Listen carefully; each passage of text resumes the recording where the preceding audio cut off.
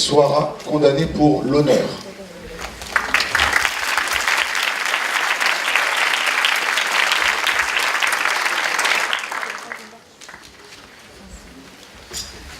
L'homme est né libre, et partout il est dans les fers, a écrit Rousseau. Et il ne saurait, aujourd'hui encore, être contredit. Car, mesdames et messieurs, à l'heure où je vous parle, une petite fille est dans les fers, enfermée.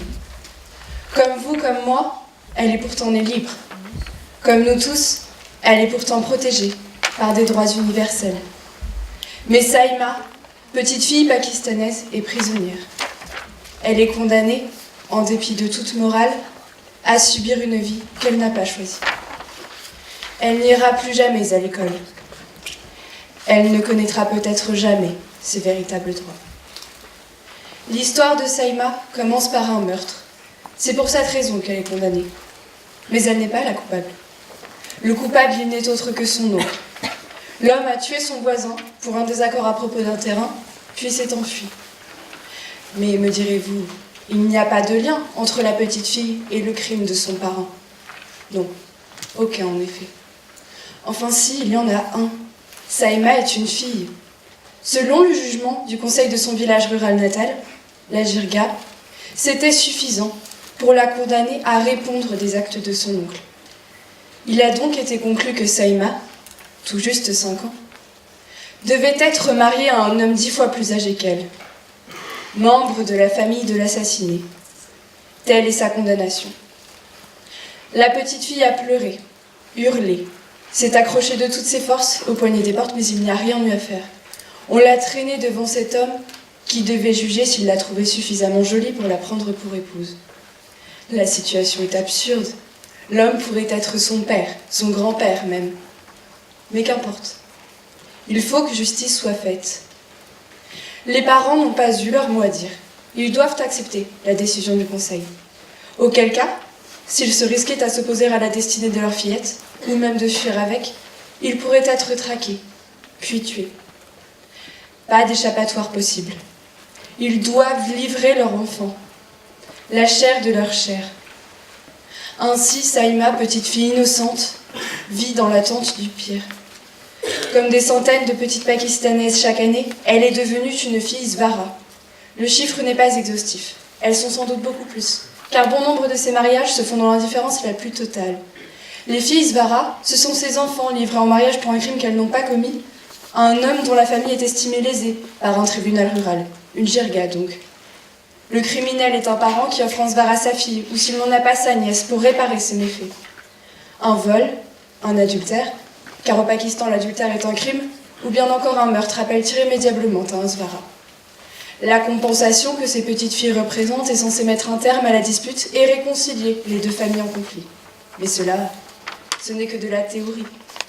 Car ces mariages forcés ne font que servir de couverture à la vengeance. Outre le fait d'être abandonnées à une union qui les rebute, les filles du Svara deviennent un objet de colère, de haine dans leur nouveau foyer. Elles sont asservies, battues, privées d'école, malmenées psychologiquement, violées par leur mari, et même par d'autres hommes de la famille. Cruauté ou justice pour toutes ces petites filles qui ne réclament que leur droit à l'éducation, à la protection, prévue par la Convention des droits de l'enfance? Car pour toutes ces petites filles, il n'y a plus de jeu, il n'y a plus de rêve, il n'y a plus d'enfance. On a brisé leur avenir et leur humanité. Ainsi en ont décidé les conseils ruraux, autrement dit les jirgas, qui font légion dans les campagnes reculées du Pakistan. Ces réunions, presque toujours exclusivement masculines, régissent la vie quotidienne, les mœurs et la justice de ces zones rurales dans lesquelles les lois et les droits de l'homme ne sont pas respectés, voire même ignorés par la population qui y vit, majoritairement analphabète et non éduquée. Profitant donc de cette ignorance, mais aussi de l'inefficacité du système judiciaire pakistanais, les jirgas s'assoient leurs règles et leur pouvoir sur les villages. Leurs lois sont tribales, d'aucuns diraient même barbares, assez pour promettre d'innocentes petites filles à un avenir de misère et de souffrance. Elles sont sans fondement écrit et reposent sur une unique loi orale pré-islamique qui perdure depuis des siècles et des siècles, mais reste inchangée. En se livrant à la pratique du Svara, ces conseils claniques ne violent pas moins de 11 articles de la Déclaration universelle des droits de l'homme et 10 articles de la Convention des droits de l'enfance, dans l'impunité la plus totale. Car oui, Saïma a des droits. Les petites filles du Sahara ont des droits. J'en appelle à la Déclaration universelle des droits de l'homme. Elle déclare que tout individu a droit à la vie, à la liberté et à la sûreté de sa personne. Que nul ne saurait être soumis à la torture, ni à des peines ou traitements cruels, inhumains ou dégradants. Et que chacun peut se prévaloir de tous les droits et toutes les libertés proclamées dans la présente déclaration, sans distinction aucune. J'en appelle à la Convention des droits de l'enfance. Elle déclare que l'enfant doit être effectivement protégé contre toute forme de discrimination ou de sanction motivée par la situation juridique de ses parents, représentants légaux ou des membres de sa famille. Elle souligne le droit de l'enfant à l'éducation et la nécessité de protéger ce dernier contre toute forme de violence, d'atteinte ou de brutalité, physique ou mentale, de négligence ou d'abandon, de mauvais traitements ou d'exploitation, y compris l'exploitation sexuelle. Je pourrais continuer cette pénible énumération des droits de ces petites filles, sacrifiées sur l'autel des traditions et de l'obscurantisme, mais comme je vous l'ai dit, ils sont au nombre de 21. Oh, bien sûr, des lois existent au Pakistan. Une loi proscrit le mariage des jeunes filles de moins de 16 ans. Un amendement de 2004 interdit de marier une femme contre son gré pour régler un litige, mais dans les faits, ces lois ne sont pas respectées. Les peines, souvent trop légères, ne sont pas appliquées. Les contrevenants ne sont pas poursuivis. La justice est lente, plus de 40 ans pour couvrir certaines affaires, et trop chère pour bon nombre de Pakistanais qui ne peuvent y recourir. Pire encore, les jirgas, pourtant interdites depuis 2004, sont revenues en force dans la législation du pays, pas plus tard qu'en février 2017.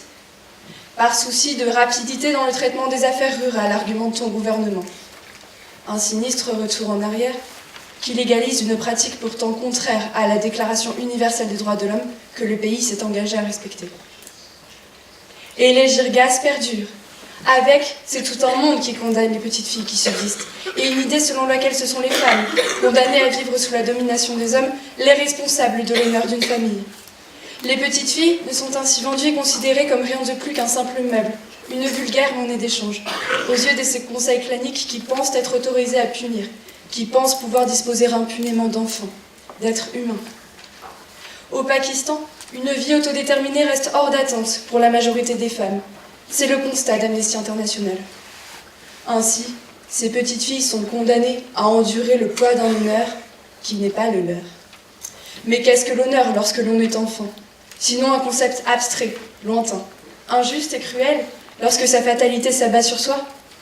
Car le poids de cet honneur, lui, est bien réel, funeste. Il est fait de coups et de viols, d'agressions et d'humiliations, de haine et de grossesse précoce. Naître fille justifie-t-il l'hypothèque d'un futur? Naître fille justifie-t-il la cruauté des adultes? Il paraît impensable que ces fillettes se voient aliéner leur droit à l'enfance, à disposer d'elles-mêmes, à rêver de leur avenir. Il paraît impossible que ces petites filles soient frappées, abusées, violées, et tout ceci au nom de la justice. Et pourtant, c'est le cas.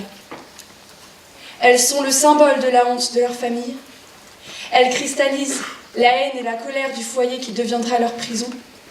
Elles sont déshonneurs et objets de vengeance, et pourtant elles sont innocentes. Des voix commencent à s'élever pour les défendre, à l'image de la cinéaste Samar Minala ou encore de l'association féministe Ranuma, mais c'est encore trop peu. Et pour que Saïma et toutes les petites Pakistanaises puissent jouir comme vous, comme moi, du droit le plus élémentaire qui soit, celui d'être libre, de disposer de soi-même, il ne peut être seulement question d'apitoiement et de compassion. Je vous le dis, je vous le répète, ces petites filles se voient briser leur humanité. Il nous faut agir en conséquence. C'est là que cette plaidoirie prend tout son sens. Nous sommes un état de droit, nous protégeons nos enfants. Alors obtenons de l'ONU qu'il agisse pour ces petites Pakistanaises, qu'il dépêche des agents pour pallier au manque juridique dans ces régions où les droits de l'homme et les droits de l'enfance sont foulés aux pieds par des traditions barbares. Donnons plus de moyens aux associations œuvrant sur place. Amenons l'instruction à des populations qui ignorent jusqu'à leurs droits les plus fondamentaux. Donnons à Saïma la possibilité de traduire ces bourreaux en justice. Nous ne pouvons laisser ces violations éhontées des droits de l'homme impunies. Derrière chaque petite fille que nous voyons grandir entourée d'affection et à qui il est permis d'avoir des rêves, ayons en tête l'histoire de Saïma.